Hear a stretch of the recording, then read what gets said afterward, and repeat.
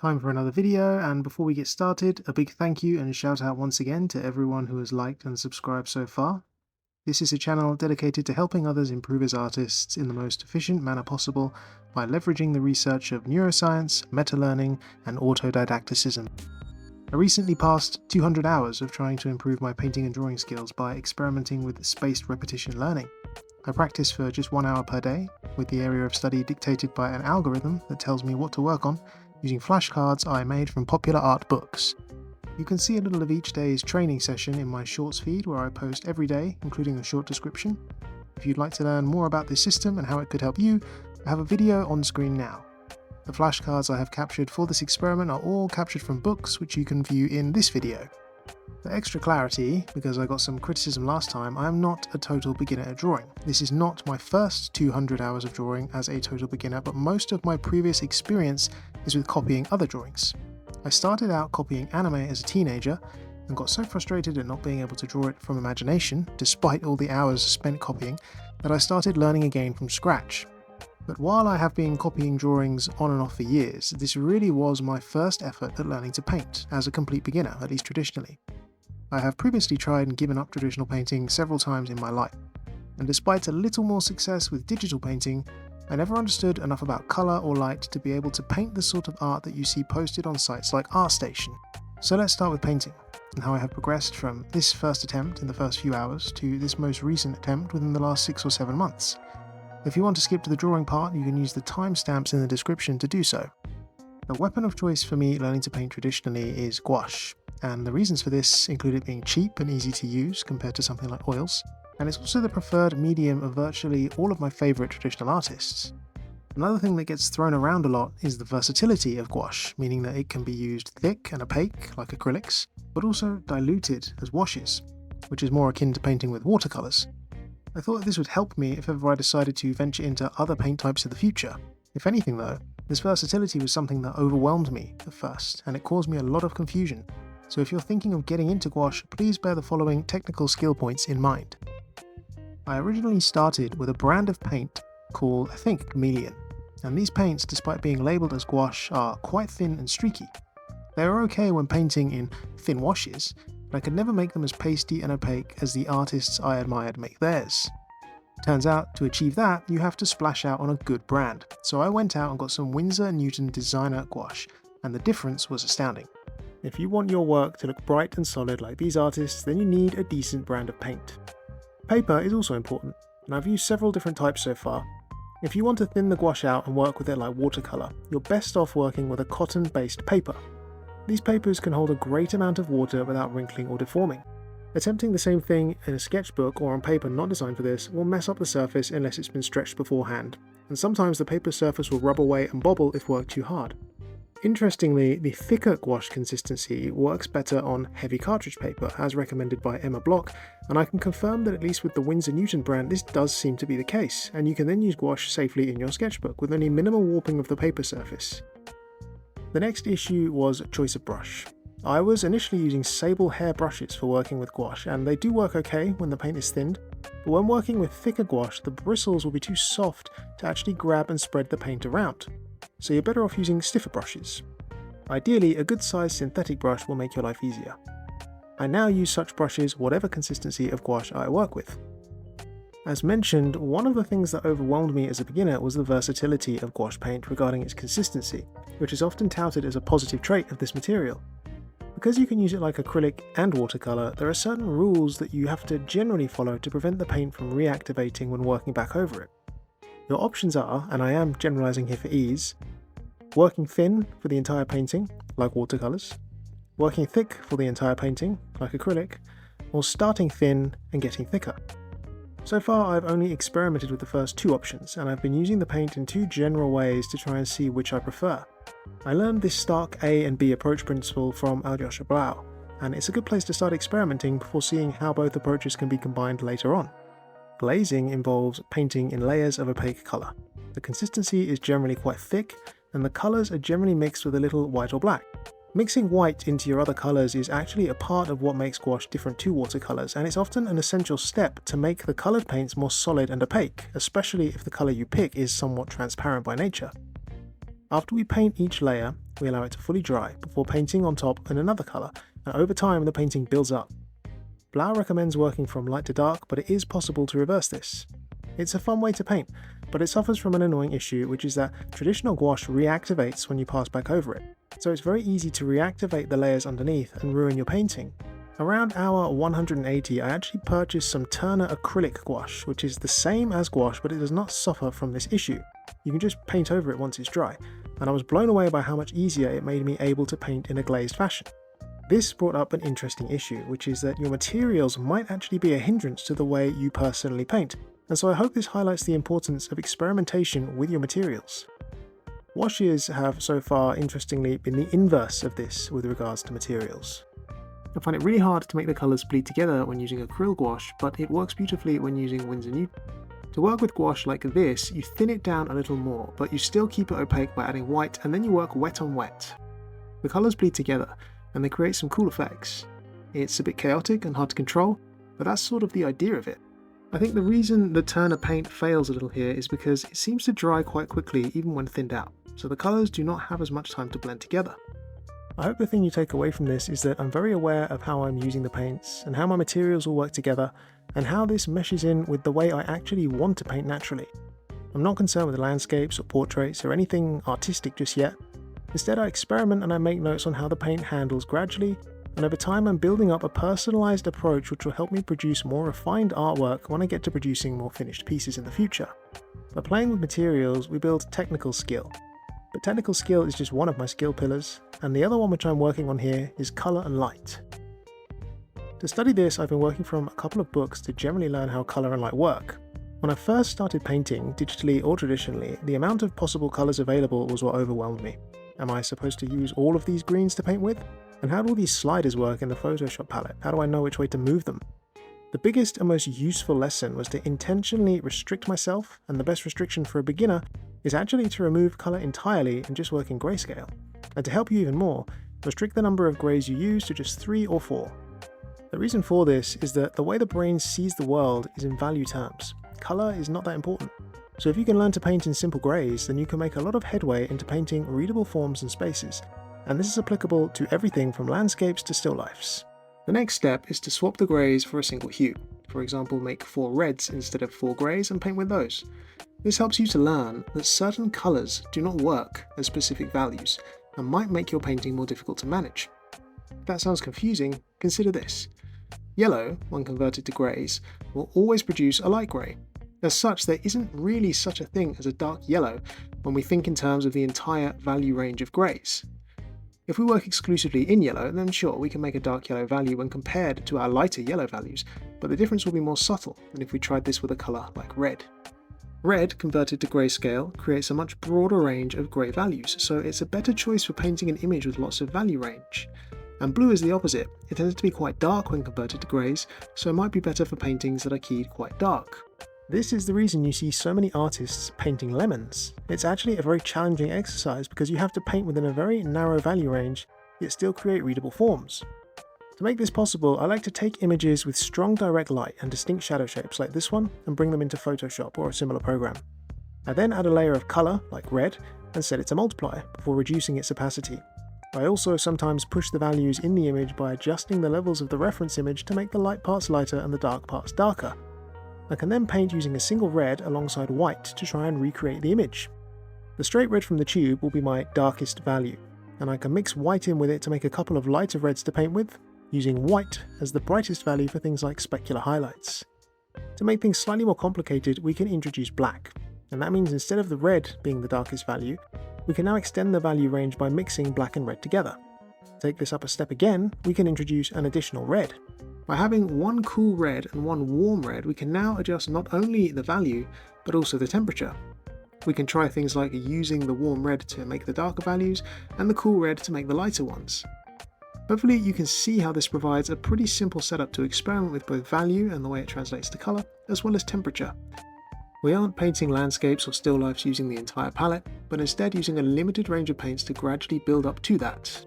Hopefully over the coming hundreds of hours I'll be able to expand the range of colours I use even further and attempt painting more complex things.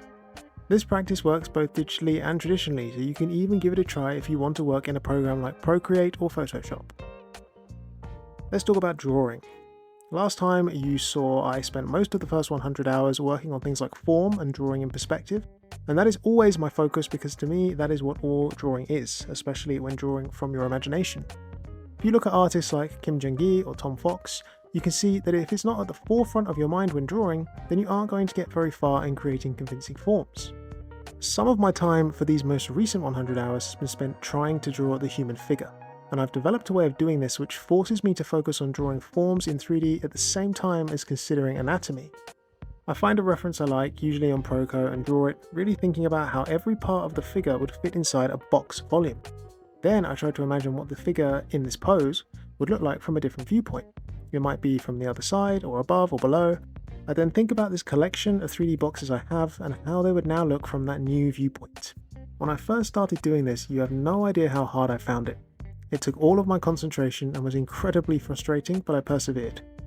I now feel confident drawing these boxes and cylinders in perspective for even quite complicated poses and view angles. I still do not know enough about anatomy to enable me to make really good, believable figures yet, but I can draw box people in 3D now from any angle based on a single reference pose. I think this is an essential step to eventually being able to draw your own poses from imagination. While I'm now pretty good at looking at a reference pose and drawing a person in the photo as a collection of boxes and cylinders, and even imagining what they would look like seen from above or below, I've now reached a level where I can see the limitation of this approach to drawing. It's very common for beginner artists and animators to draw humans like this as boxes and cylinders, and I feel that it is an essential step to learning to think about the human figure in 3D terms, but there comes a time when you suddenly realise that the body just doesn't really work like this.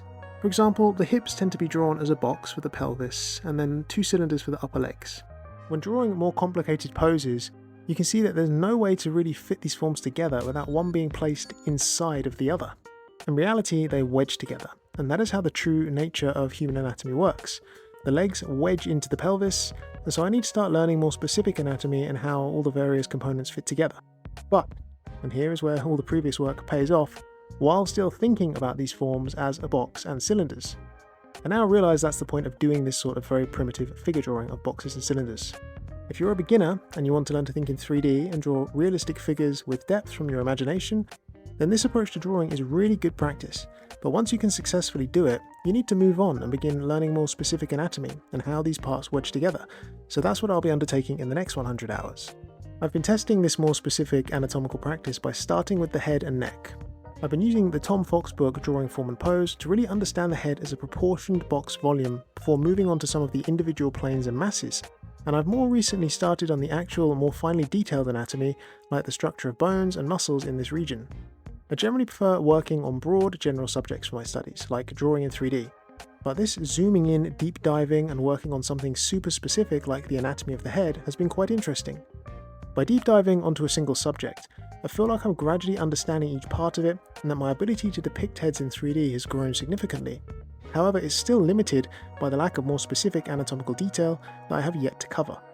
For example, I just sort of draw on some ears at the moment. I have no idea how they're actually supposed to look, so they're just loosely placed, but in the future I'll try and learn where they get placed and more about their specific detailed form to make my heads more believable. I also seem to be more able to consider specific forms in different ways as a result of all this studying. For example, I can now think about the frontal bone and the head as a low poly object, or as a collection of cross-sectional slices, or as an XYZ form contained within a volume. When drawing forms in XYZ terms, I also like to work with vinyl or designer toys that I find on Pinterest. You can use any cool object you find though. The reason for this is that these objects are already well designed. That means somebody has done the hard work of making something cool using interesting shape languages and proportions, and so I'm hoping I can learn a little bit about good design at the same time as working on my ability to realistically depict these forms in 3D. Which brings me to my next point, which is that I suck at designing. I find a reference and I draw it from multiple angles, but one thing I cannot generally do just yet is make my own designs from my own imagination. I suspect that the reason for this is that I do not possess much of a visual library to draw upon to make my own cool stuff, and so I just can't come up with anything interesting or original when I attempt to make my own designs. They often end up very plain and boring with no juicy details. I actually have a specific experiment in mind I want to use to try and build up my visual library for specific things, so I plan to make a video about that soon. There is one more thing that I'm really interested in with regards to drawing at the moment, and that is at what point the brain understands form so well that it can draw convincing silhouettes that appear three-dimensional with no rough drawings or boundary volumes underneath. For example, if I want to draw a convincing three-dimensional head at the moment, I have to draw a box and divide it and pencil the head in and the planes and the anatomy, and then I draw on top of it to solidify what I want to depict. Some people have asked me if I can see the image in my head or on the page before I start to draw it, and the answer for situations like this is yes, at least partially. I have a general idea of the angle and viewpoint I want, and I start drawing it, and the face and expression I almost just allow to emerge spontaneously. I suspect this is because I'm good at envisioning and executing the general form, but not the detail quite yet. If we compare this to Kim Jung-gi or Tom Fox though, they draw with no guides. They can start at a single point on the outline of their figures and just draw them as if magically tracing something they can see, which is invisible to us. Clearly I have a long way to go before I'm able to do that, but it seems to me like this ability to see what you want to draw beforehand must exist a bit more thoroughly for them than I can currently muster. And at the same time, I wonder which parts of their drawings, if any, appear spontaneously and uncontrolled as I described. I'm hoping that I will eventually hit an inflection point where I can draw silhouettes like them, but might start practicing drawing more without the guide volumes I usually make in order to force my brain to begin to master this. I want to be able to draw silhouettes that feel like they are real three-dimensional objects with all the overlap and detail and turning edges that make them feel believable. Of the last 100 hours, I have spent 34 painting and 100 drawing. This is because I have to draw the things I paint, so I draw each training session. But remember that I also spent 35 of the first 100 hours learning to paint as well. That means I've been playing with gouache now for probably between 50 and 70 hours, which is maybe 3 hours a week on average for the last 6 or 7 months. It would be interesting to hear how this compares to those of you who have perhaps spent more time playing with gouache per week, to see how I compare to you with my learning methods. Have I progressed quickly for someone who only spends 3 hours a week painting? I burned through 3 A4 size sketchbooks and pads this time, drawing on both sides of most pages. I experimented with a small amount of pens and pencils, and have been favouring the fine liners over the ballpoints. Interestingly, over the 2 hot weeks of summer that we tend to get here in the UK, the humidity really messed with the ballpoint pens and made them smear everywhere. I also recently started using some brush markers with a fibre tip that make much bolder lines. I find this forces me to really think about the line before I place it, and prevents me from drawing the same line over and over again, creating a fuzzy, scratchy line that confuses the viewer. This seems like quite a common issue amongst new artists, redrawing the same line many times, and so a quick fix is to switch to pen. If you draw the same line many times, you ruin the drawing, so you learn pretty quickly not to do it. I haven't used the Fude brush pen that you saw last time, but I might get back into using it soon. These sketchbooks and pads were all old ones I had lying around and were just non-brand regular old papers. I do not believe you need expensive pens or papers to learn to draw, but it is nice to experiment with a range of materials, some cheap and some more expensive. See if you can find what works best for you personally. So to recap, in the last 100 hours I have learned that it takes a while to learn to handle materials, especially versatile ones like gouache. Persevere, make good notes, and come up with something new to try next time. Experiment and always try different things. It's okay to fail, it's okay to mess things up, as that is how you learn what works and what doesn't work. Simplification is essential to make learning something new quicker and easier. Instead of being overwhelmed with infinite colours, just paint in 3 or 4 greys, then 3 or 4 shades of, say, red. This will get you thinking in value terms and instantly make your forms more readable. Instead of drawing complex anatomy, draw boxes. Ask yourself, how can I break down what I am trying to learn into the simplest steps possible?